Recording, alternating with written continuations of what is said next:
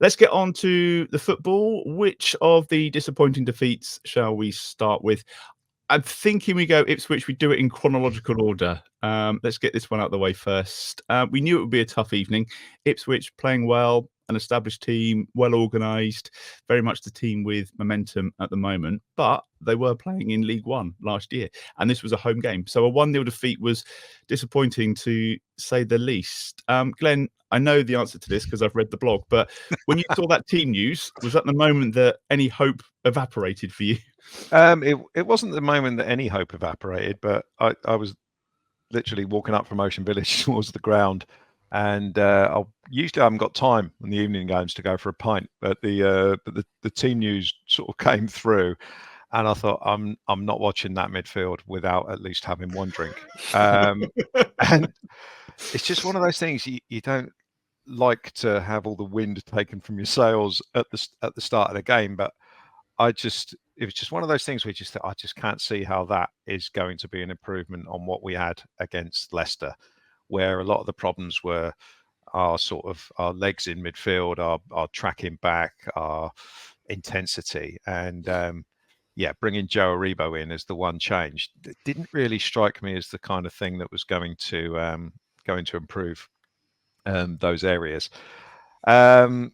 So anyway, putting that behind me and having had a pint, got to the ground, game started, and we didn't cough up a goal in the first couple of minutes. We looked like we were, a little bit more pragmatic with the way we were playing in sort of nearer our goal. So that was okay. Not much really happened for the first sort of 20 minutes. No real chances, and then the obligatory mistake, and unfortunately it was Shea Charles again. Taking too long over clearance, and I think it was one pass or two passes later, and it's a good finish, to be fair. And it's in the net. And then, as Russell Martin's pointed out, we kind of went to pieces for the last 20 minutes of the first half, and we would just seem to be spending it trying to give Ipswich another goal. We sort of like gave them sort of two. I think Aribo made a mistake that ended with a shot, and then Charles missed a ball in, centre back, let it bounce over him, and that was another chance that we got away with. They had that one that hit the bar, didn't they? And then the guy put the rebound wide, and so we really could have been 2-3 down at half time, and Ipswich really hadn't done anything other than, they hadn't created anything. To be honest, overall, I was a little bit disappointed with Ipswich. I thought they'd be better than that, but they didn't have to be, because we gave them the chances. We gave them the chance they needed to score. And then, I mean, you mentioned it at the start, they were organised, and that was all they needed to be. Our attacking play wasn't great. A lot of the sort of movement ahead of the ball that characterised our sort of early season games and the pre-season games just wasn't there.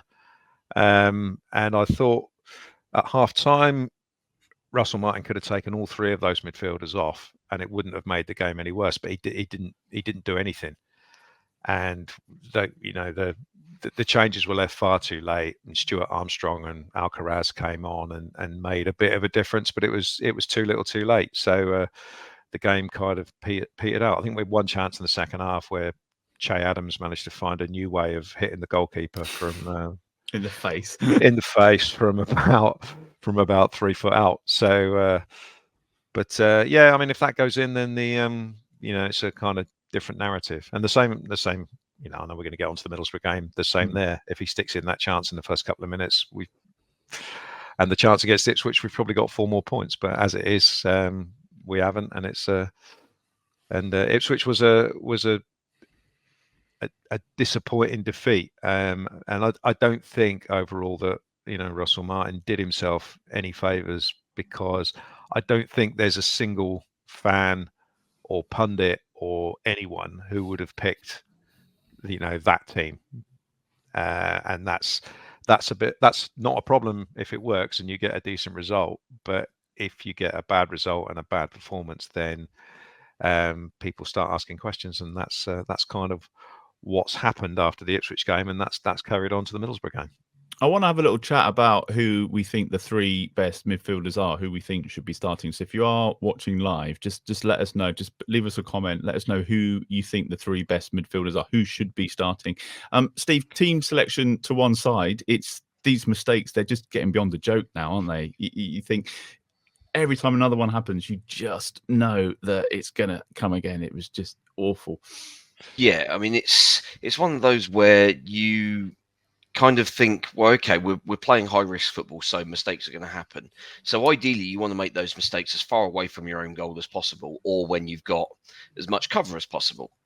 So obviously, your defensive midfielder who's playing centre back for reasons, God knows why, tries to bring it out and basically has. I mean, my position in the Northern actually gives quite elevated, gives you quite a good sort of wide view of the pitch and seeing how kind of the players are shuttling, the play moves sort of shuttles from side to side.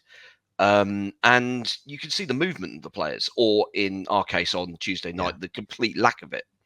And you could see that literally our three midfielders were just stood still in various positions, at least 40 yards from Shay Charles when he receives that ball from Bazunu.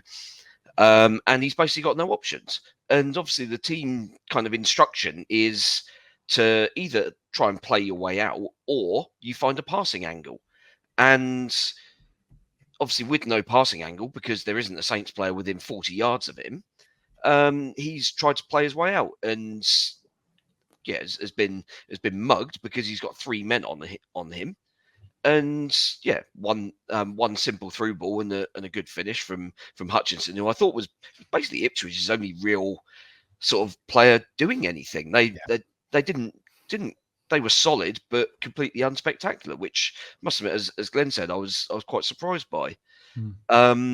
But yeah, we've kind of set ourselves up for the fall, haven't we? With this, I mean everyone knows how we're going to play, and I think there was a not unreasonable thought process in the summer that, well, okay, we're obviously going to have the ball a lot anyway, so why not try this method? And it's had kind of mixed success at its two previous clubs. And you think, well, okay, we've got better players than those two teams have, or had at the time. So, okay, well, maybe these players can be better at executing. I mean, I think these last handful of games have shown the evidence that perhaps not. And the problem you've also got now is that the fans have basically made their mind up. You've got away fans giving the manager abuse at the end of the game. You've got home fans, if they're even bothering to stick around to the end, basically booing every single misplaced pass. Doesn't matter whether that's a pass that's been misplaced as a result of the system, or even if it's a misplaced pass that actually had a really, really good sort of attacking, aggressive intent to it. You misplace a pass, oh, you're getting dogs abuse from people. Clearly, it doesn't help. But at the end of the day, we've got a fan base who are extremely used to watching us play pathetic, losing football, and having dropped down a division, there was a not unreasonable expectation that we might see some positive winning football. And while like the first handful of games against pretty mediocre opposition, we did enough, and you could see that there were signs of some sort of progress, maybe, and the fans were happy to kind of get behind it and support it. That's turned very quickly on the strength of basically what people see as refusing to learn lessons. And it's great to have an ideology, but that ideology has to be adapted to an extent. I mean, talk about this kind of the sort of biggest manager with sort of ideological sort of stuff that he imports onto his players. Pep Guardiola, when he first came in with City, defensively they were an absolute train wreck because of the way that he wanted them to play out, and they adapted. He didn't come out publicly and say, yes, I've changed this because yes, you were right, I got it wrong. That's not his way of doing things. What he did was in private, they they made adjustments that meant that they weren't so vulnerable on transition. And I mean, Russell Martin clearly isn't Pep Guardiola. Yeah, you think we're going to need a lot of adjustments that are going on in private if we're going to I mean, turn it around. and I think most of that comes from midfield. I think you get the structure in midfield right, and automatically the defence has a lot more protection. There was certain, like, we were better in through the middle for the first hour or so, I thought, Saturday, and for the last half hour on Tuesday, which coincided with Shay Charles playing in the centre of midfield.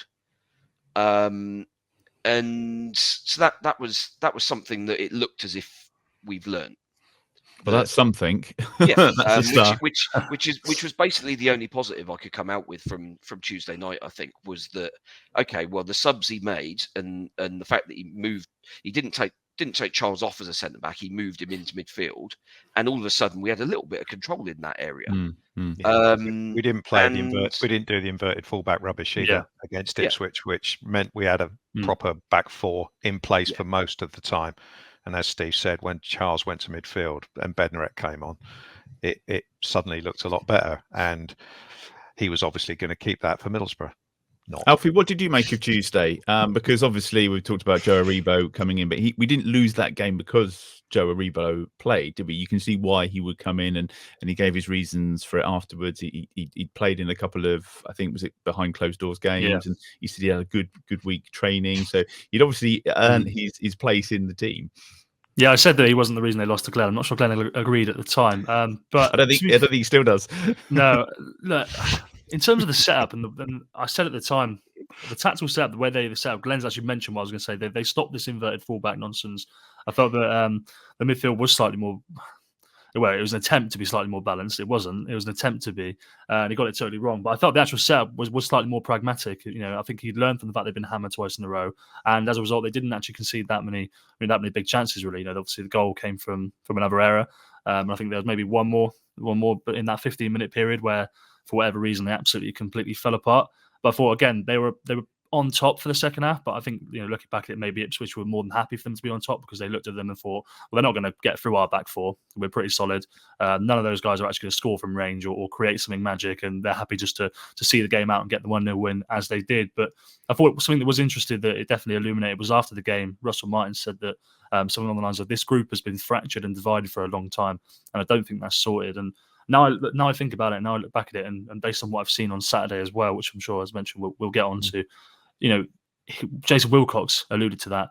Russell Martin has said that several times that there's no leaders in the group. My colleague George asked Russell this week about leaders. Why is Adam Armstrong the captain? Who else was there? And he doesn't really feel there's any other option. He says that Jan Bednarek could be a leader, but he stopped short of saying that he actually is.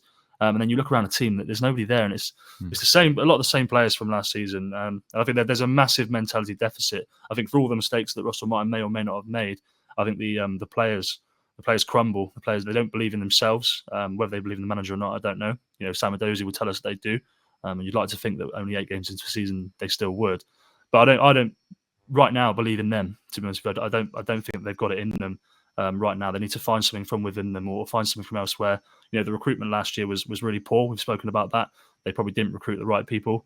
And something that Russell said all summer was, when we're recruiting players, when we're looking for players to come in, it's not just experience we want. We do want experience, we want quality, but it has to be the right character, it has to be the right person. They kept saying that, which makes me think they've identified this summer that what they got in last year was not the right characters, and as a result, we've seen a load of them go out the door.